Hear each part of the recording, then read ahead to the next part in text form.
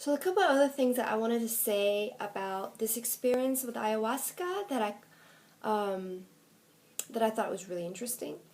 So one of them was that I love Ramana Maharshi. I saw him like on YouTube, and I was like, oh my God, this guy, he's so touching. Like, he didn't have to say anything. I looked at him, and I could feel like he was just. I just had one look at his picture and his eyes and his energy, and I felt a total affinity towards him. And so I thought, okay, so I'm going to set my intention when I go to ayahuasca that I'm going to go visit him, that I want him to be part of my trip, and I wanted to meet with him. And so when I went to, like, I think it was my first ayahuasca, and the second day I went into the dome, into the tent. They have a mesa in which they put all their little trinkets, like they may have some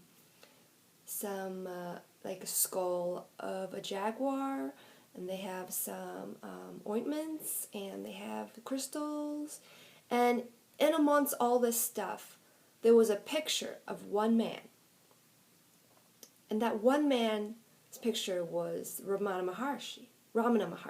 Okay.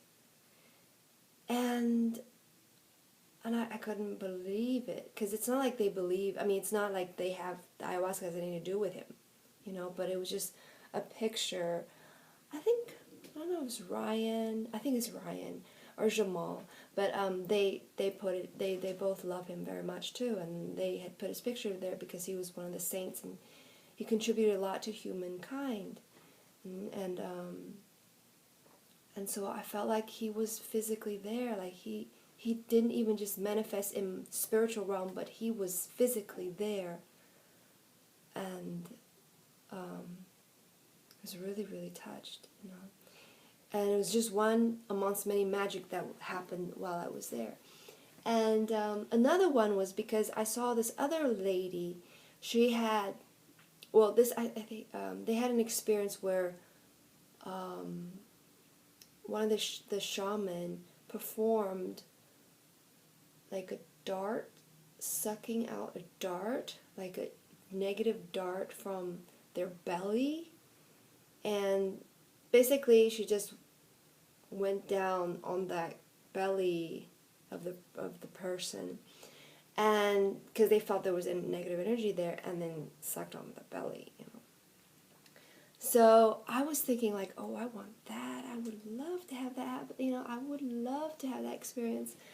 And but I thought, for sure they're not going to do it because, I'm a girl for one thing, and most all these other guys, they were all men over there, except for one, Ashley, she was there, but I don't think she does that stuff, And I thought, oh, I really wanted that, but I was like, okay, it's fine, this is my first experience, I don't have to experience everything.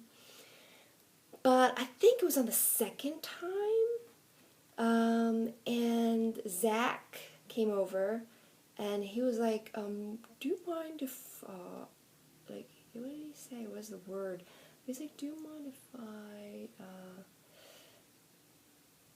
oh gosh. Okay, so, anyway, he said, wait, there's a term, okay, but anyway, so he was like, do you mind if I do this? And then I was like, oh my God, I said, sure, this is what I wanted. Of course, he didn't, suck my stomach or anything, but he did suck my temples. He said that Gume's, because I was like, how did you know? Because this is what I wanted. And he said, oh, because Gume told him. Because Gume kind of watches over everyone. He's psychically aware of what's happening around him.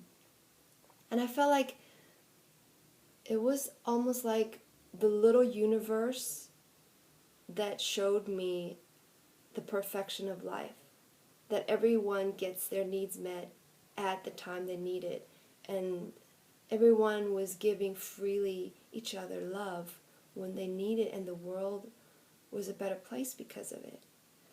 And no one was holding back, no one was hoarding. and everyone was connected psychically, telepathically, and when I was really thirsty, like someone would have water available for us and some cantaloupes that would just was divine. It was just like right when you need it, at the time when you needed the most, and someone was there just exactly with the thing that you need. You know, it was just divine. And there's so much love. I mean, Gume, our shaman, he had to have all that love within him to do what he did for us. You know, he had that. He had to have that. And so it's very important, I think, also to find the right place to do it, because they do have, they share that there's experiences of other people who have come and who have done it elsewhere, or they did it in their home, or they did it with their friends or other people in their state. But it's dangerous because because their energies are very open at the time, and if they're not protected, then, you know, then there's influential energies around the area that might not be to the best of their interest. So they suggest that it's good if you can go to a trusted place. And from this experience, I know if I go again, I definitely would go to them. Not just because they're donation basis, but because that was just, I mean, love is absolutely needed in a time like this.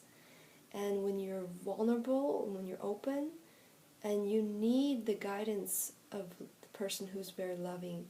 And I know Gume and his family, they do this. They're not. He's not the first generation that does this.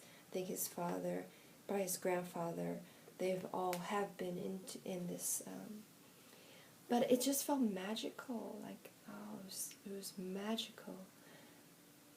And there was I feel like we were inviting the spirit realm to connect with us, you know, and they would show up in different ways, you know, in neon colors, in different shapes. Some people see shapes, but there was like lines. I would see neon lines, and they were gorgeous.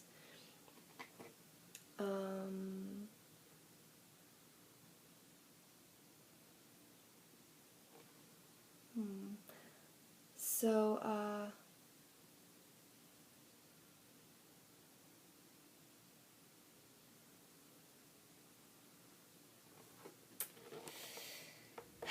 okay, anywho, I'll share some more later.